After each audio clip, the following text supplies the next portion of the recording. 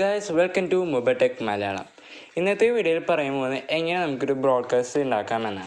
Broadcast എന്നിട്ടാന്ന് വെച്ചാൽ നമ്മൾ ഒരു 10 പേർക്ക് നമ്മൾ എന്തെങ്കിലും മെസ്സേജ് അയക്കാൻ നോക്കുമ്പോൾ ഇങ്ങനെ 5 പേർക്ക് അയക്കാൻ പറ്റുള്ളൂ. നമ്മൾ അത് വീണ്ടും ഒന്നുകൂടി ഷെയർ ചെയ്യാൻ നോക്കണം. അപ്പോൾ നല്ലൊരു ബുദ്ധിമുട്ടാണ്. അപ്പോൾ അതിനൊരു എളുപ്പവഴിയായിട്ടാണ് ഞാൻ വന്നിരിക്കുന്നത്. നമുക്ക് നേരെ വീഡിയോയിലേക്ക് പോകാം. വാട്സാപ്പ് ഓപ്പൺ ചെയ്യുക, എന്നിട്ട് മുകളിലുള്ള 3 ഡോട്ട്സിൽ ക്ലിക്ക് ചെയ്യുക. എന്നിട്ട് അവിടെ ന്യൂ ബ്രോഡ്കാസ്റ്റ് എന്നൊരു ഓപ്ഷൻ ഉണ്ട്, അവിടെ ക്ലിക്ക് ചെയ്യുക.